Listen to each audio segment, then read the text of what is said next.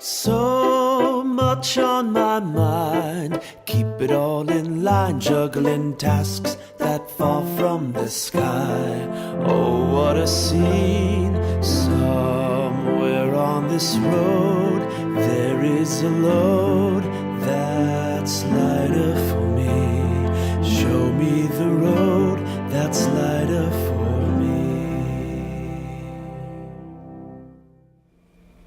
Welcome to episode 2 of the new parenting series, Chaos to Calm.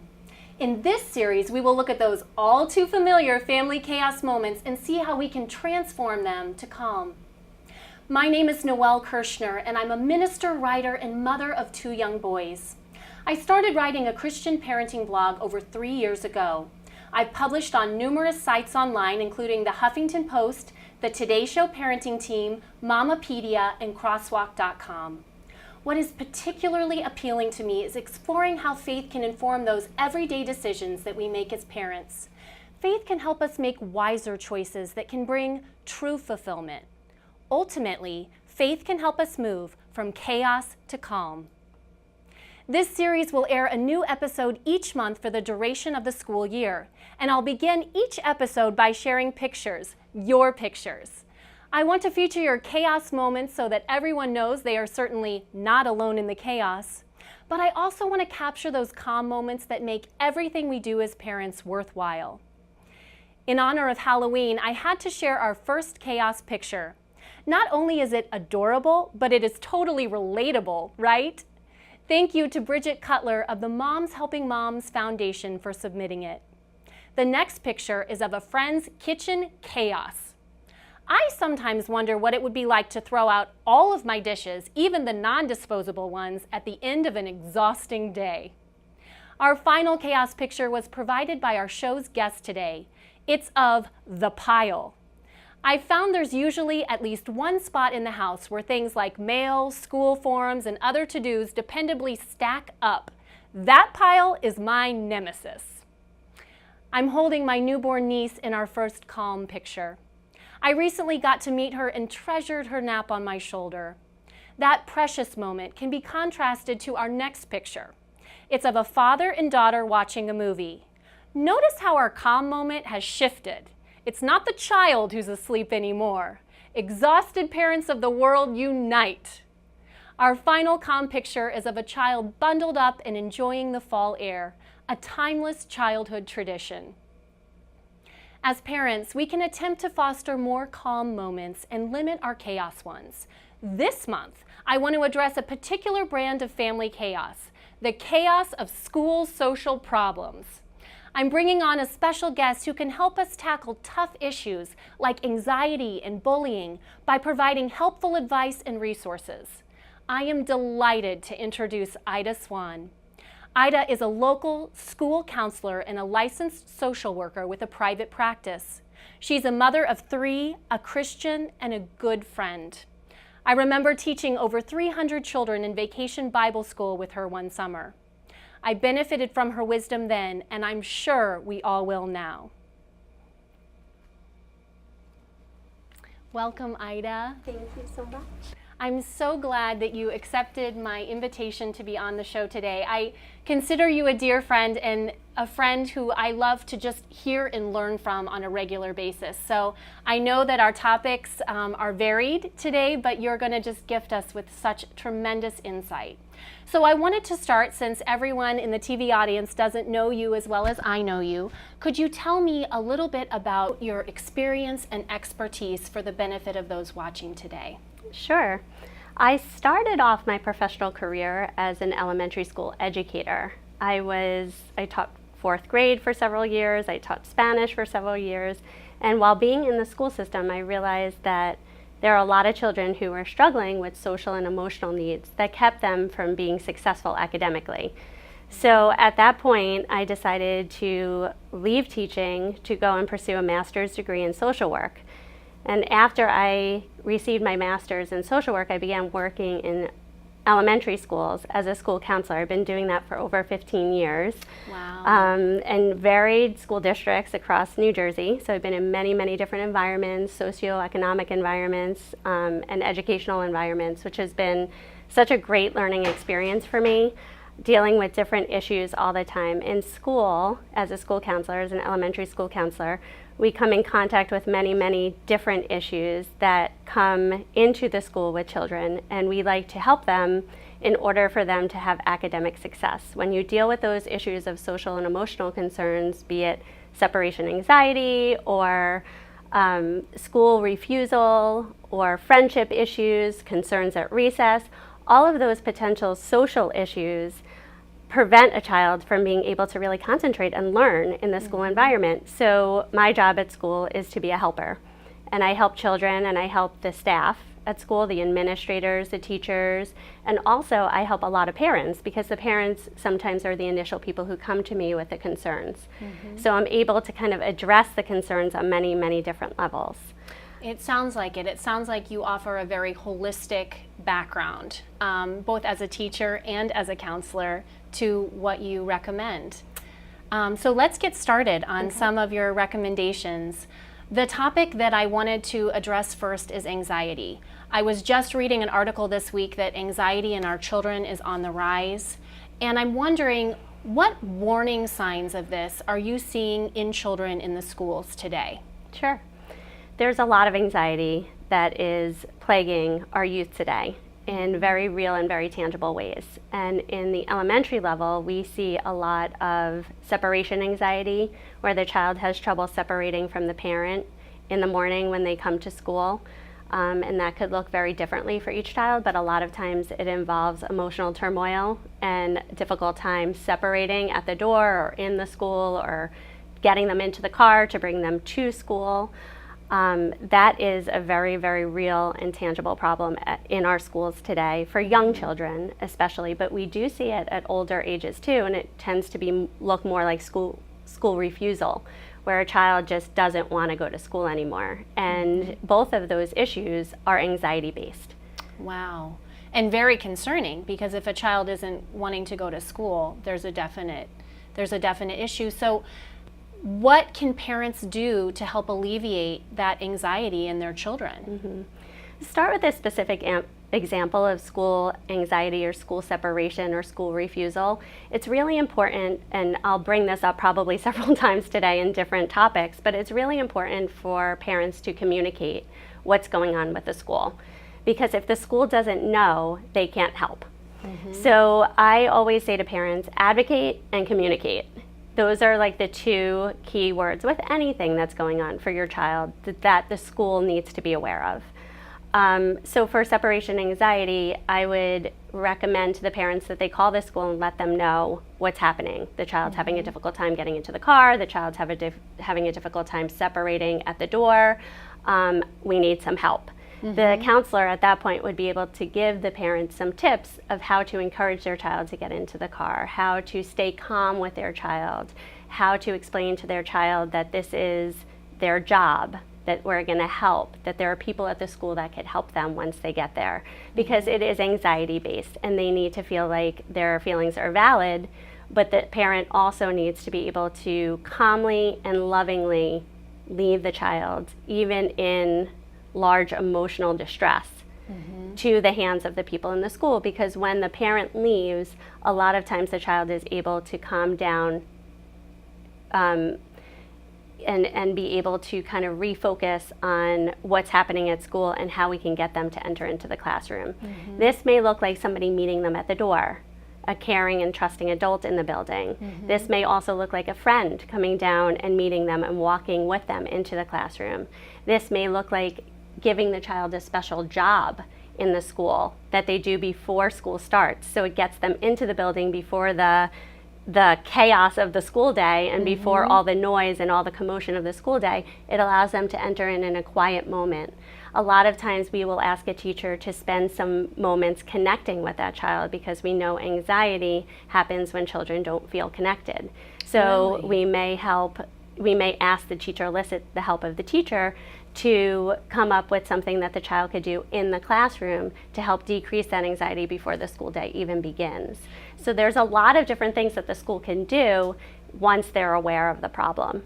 Do those tips work for school refusal as well? I'm thinking special job, those kinds of things. They can work really powerfully in that. It depends on kind of where the child's at as far as their school refusal.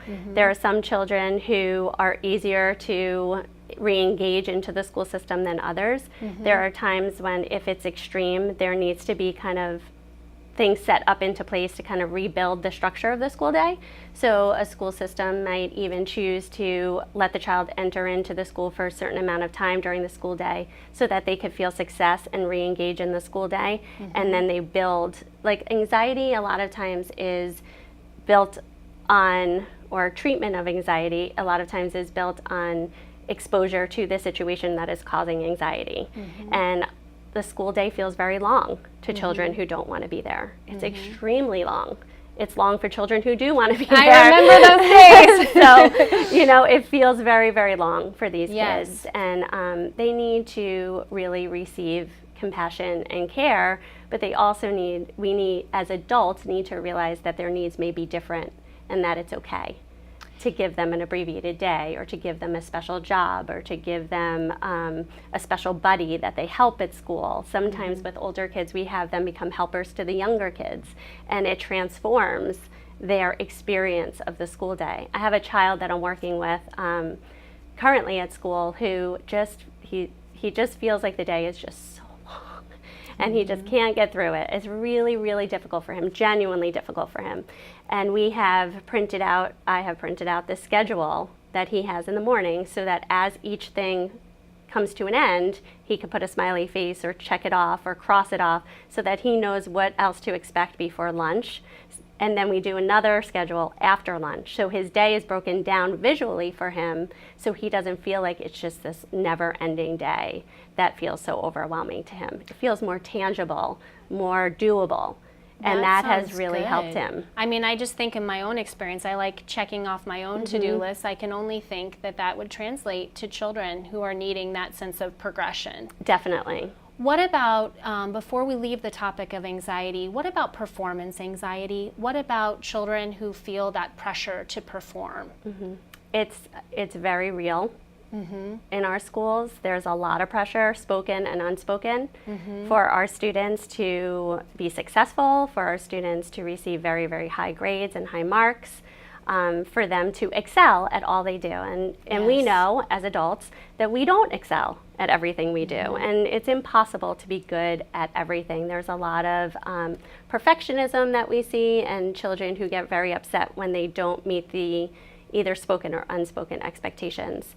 So, you know, when you're dealing with a child with anxiety, a lot of times as an adult, we want to say, you're fine, it's okay, it doesn't matter, but it does. It matters to them.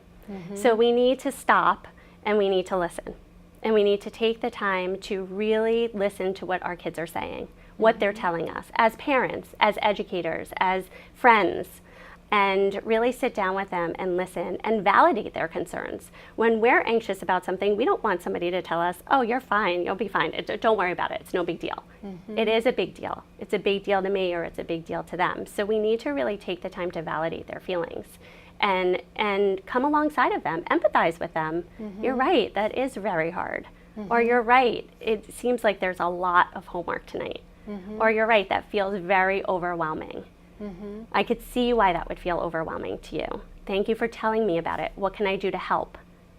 Instead of being like, just do it already. If you had done it, it would have been done and over with. Because it's hard to kind of stay calm in those situations when we're busy parents and we have a lot to do and get done, we want to check it off our list. We want to say the homework's done, like moving on, you know.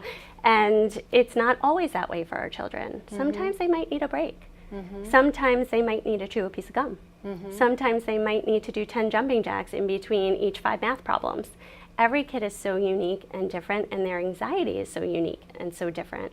And I think it's really important to acknowledge what their needs are, to empathize with them, to ask how we can help, to come alongside of them. Anxiety doesn't go away because somebody says it's not there. I am really taking from this conversation the importance of connection. Yes. Connection with the school, connection with the parent, connection with the child. Yes. And really getting on their level and understanding. Yes. Thank you, Ida. I want to move on to our next topic, which is a big one, grief. Grief is something that I think is very common, but it's also incredibly difficult to tackle as adults, let alone as children. Yet, facing it can just bring about a whole host of issues and can affect every area of a child's life, including school. Yes. So, what are some ways that parents can come alongside a child who is suffering from the loss of, say, a family member or a pet, someone who they have loved, who's died? Yes. I get this question frequently from parents. I actually just had a friend who called me the other day whose mother-in-law had passed away, and she has 2 young children, and she didn't know what to do. She didn't know what to say. She didn't know how to approach them. She didn't know whether or not she should show emotion towards, in front of them or towards them, or how to approach them, or what to say, how much to say and how much not to say. It's a very difficult topic for everybody. Grief is hard, right? Grief is really hard to deal with for adults and for children. So again, coming alongside of your child and addressing it in a very developmentally appropriate way. There is a website called Grief Speaks, and there's the leader of that website. Her name is Lisa Athen, and she has on there the ages and stages of grief, which are, I find, extremely, extremely helpful. It goes from newborn all the way up through adolescence and adulthood, and it kind of breaks it down for you by age group, like what children are developmentally able to understand about death. And it helps you enter into the conversation with your children. So I would start by visiting that website and taking the time to really look at what she has so much valuable information on there, how to talk to children. It's known to be honest is the best way to start the conversation and in a developmentally appropriate way. So communicating with children about what happened, why the person has passed away, and again, I can't say it enough, in a developmentally appropriate way. You want to communicate, but you don't want to overly communicate, and you have to be careful what you say in front of children too, because they're always listening. But you want to invite them into the conversation. You do not want to shut them out. You do not want them to be totally, quote unquote, protected from it. I think a lot of times parents think they're protecting their children from things, but really our children need us to talk with them. They need us to help them gain understanding. And so really sitting with your child and talking to them about it and answering their questions and hugging them and kissing them and holding them and crying with them is really, really powerful for children. We want to invite them into the grief process with us. So my friend also asked, well, what about the services? What about the funeral? What do I do? And I told her, it's not an all or nothing thing. You don't have to bring them to all of it or not bring them to all of it. It doesn't have to be a black and white decision. Sit with your spouse, sit with your loved ones, and really talk about how you can invite the children to enter into the grief process so that they are not in it alone and they are guided by your love and by your care and by your compassion. There's a great resource in Morristown called Good Grief. And they have done all this research that has proven that peer support during the time of grief and loss is extremely, extremely powerful. It allows a child to not feel so alone, to not feel so isolated. It builds their self-esteem, and it actually is proven to help them connect with the person who's deceased, in a new and a real way.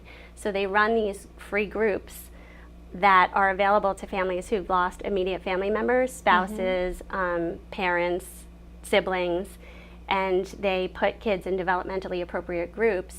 And while the kids are meeting with peers of their own age who have had similar experiences, the parents are also able to meet together to grieve. And remembering that everybody's grief journey is just so very different. And we need to honor each other in that. Honor our children and honor ourselves as adults it looks different for each person. I think what I'm going to take away from this question is, number one, recognition of the developmentally appropriate processes and steps in grief and paying attention to that as a parent, but also the connection piece. I think something that we have as Christians is a belief that death is not the end. You know, when my children have come and asked me, I can mention heaven and the comfort that we have a being with a God who loves us, of living on, you know, past this finite moment. As much as children, I think, can be very accepting of that, it speaks to my heart as an adult too, because it is something that the family as a unit has to process together. I really like that stress that you had. Going on, I wanted to touch on bullying. And touching on bullying feels like we can't possibly do it justice because it is such a hot topic today. I have written an article on it. I know there are several articles, trainings, just all different resources for parents who are wanting to grow in their understanding of what bullying is, how to treat it, how to empower their child through a situation. And I'm reminded of when we taught Vacation Bible School together, and I heard your recommendations of 3 things that we can teach our children if they're being bothered, or if someone is you know, if they see someone else who's being bothered. And I just want to reiterate those 3 points because I thought they were so amazing. Number 1, we should teach our children to tell a trusted adult right away. Don't wait until the child gets home, especially if there's, you know, a threat of harm. Tell a trusted adult right away. And if that trusted adult doesn't seem to understand, tell another trusted adult. Really open that lifeline. Number 2, say no. Be willing to say no to someone who's bothering either themselves or bothering someone who they know. And if they're not comfortable doing it, enlisting the help of a friend or multiple friends, because there's safety in numbers, can be helpful. And number 3, and I thought this point was really interesting that you stressed, is befriending the child who is being bothered or bullied. I really like this because when there's a reticence to confront in that situation, befriending is a positive action that they can take that allows the child who's being bothered to get away and also establish a meaningful connection. So those 3 points, taken with a great resource that I wanted to show on screen. You recommended Catherine Otoshi's One, which is an incredible book. My children absolutely adore it. It talks about bullying without ever mentioning the word through colors. Colors that have personality and feelings, and I find it to be a book that really empowers a child that they can make a difference in their own unique social spheres. So in addition to those things, Ida, in addition to the book, in addition to the points, I'm wondering what other advice do you have for parents who are concerned about this issue? And rightly so. I mean, it is a very large issue in our society today. It's mentioned time and time again on the news and newspapers and articles. So there is an increased level of concern with bullying, with what to do when your child is being bullied or perceived as being bullied. I always start off again by telling parents to advocate and communicate. If you have a concern, if your child is coming home and your child is feeling bothered, or your child is feeling like there's a disconnect between them and another child, or them and a group of children, or if your child is really sharing concern, again, one of the signs of somebody really being bothered by another child is them not wanting to go to school. Increased anxiety, may we go back to that anxiety piece of it, increased anxiety. Talk to your child, ask them questions, ask them for details, and go to the school and communicate with the school. When you have elementary school children, which is the age children I work with, there's a lot of social conflict. There's name calling, there's social conflict, there's problems on the playground. All of those things are developmentally appropriate. There are going to be issues, and we want our children to have those issues so that they can learn and grow and change. That's the time to do it, when they're that age. But that's not what we're talking about here. We're talking about a level where your child does not feel safe, or your child feels very uncomfortable, or your child is hesitant to go to school. Please communicate with the school. Let them know what's going on. Let them know what your concerns are. Say, there's a problem. I don't know what the problem is. I don't know what the full problem is here, but there's a problem here. And again, like we tell children, go until you feel like somebody is listening to you. I say the same thing to parents. Go until you feel like somebody has heard you and they're doing something about your concerns. Communication with the school, open communication, face-to-face meetings, a clear plan as to how to proceed.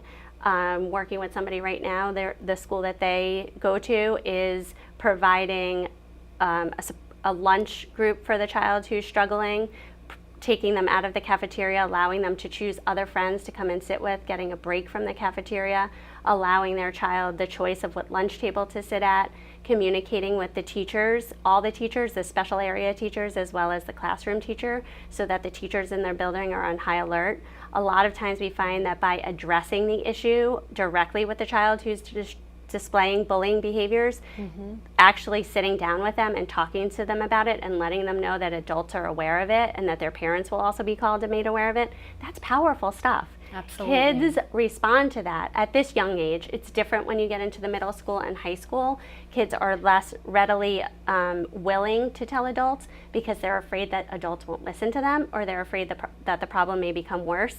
But not saying anything makes the problem worse. And it really impacts all the children in the building, because it's impacting the child who is being bothered. It's impacting the children who are watching it and don't know what to do, and that's where One comes in. We use that book all the time at school to encourage children to take a stand, to stand up, to be the one to make a difference. And it impacts the person who is displaying these bullying behaviors. And we don't want to label young children as bullies. We want to help them. I mean, that's the whole goal. That's why there are laws. We want to help the child who is being bullied, and we want to help the child who is bullying. They equally need help in very different ways, but they both need to be supported and heard and helped. Wow. I can tell that, again, we've scratched the surface on this, but I really appreciate all of your insights with us today, Ida. I'd love to have you back another time to continue these discussions. Thank you for being here. Thank you. Thank you for watching this episode of Chaos to Calm on school social problems. I hope you found this information helpful on the topics we've covered, like anxiety, grief, and bullying. In order to cover this array, as I've said, we simply scratched the surface.